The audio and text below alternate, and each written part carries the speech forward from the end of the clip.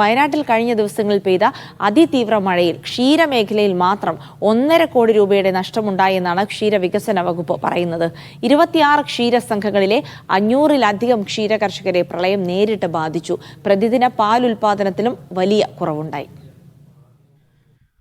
ജില്ലയുടെ താഴ്ന്ന പ്രദേശങ്ങളെയെല്ലാം വെള്ളത്തിനടിയിലാക്കിയ അതിതീവ്ര മഴയിൽ ക്ഷീരമേഖലയിൽ വൻ നാശനഷ്ടമുണ്ടായതായാണ് ക്ഷീരവികസന വകുപ്പിന്റെ റിപ്പോർട്ട്.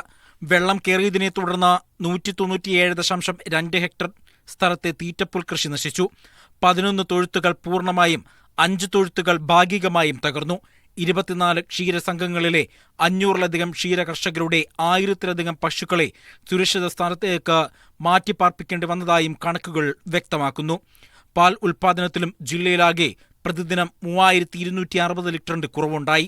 കാറ്റും മഴയും തണുപ്പും ബാധിച്ചിട്ട് പശുക്കൾക്ക് പൊതുവെ കറവ തീരെ കുറഞ്ഞു പോയിട്ടുണ്ട്. തീറ്റയുടെ ദൗർബല്യം അതങ്ങനെയുണ്ട്. പിന്നെ കാലിത്തീറ്റ, പിണ്ണാക്ക് ഇങ്ങനെയുള്ള സാധനങ്ങൾ വാങ്ങാനുള്ള പൈസ പോലും പാല് കൊടുത്തിട്ട് നമുക്ക് കിട്ടാത്ത അവസ്ഥയാണ് ഇപ്പോൾ ഉള്ളത്. നഷ്ടബാധിതരായ ജില്ലയിലെ ക്ഷീര കർഷകർക്കായി ക്ഷീരവികസന വകുപ്പിന്റെ പദ്ധതി വിഹിതത്തിൽ നിന്ന് മന്ത്രി ജെ ചിഞ്ചുറാണി അനുവദിച്ച തുക തുച്ഛമാണെന്ന ആക്ഷേപവും ഉയർന്നിട്ടുണ്ട്.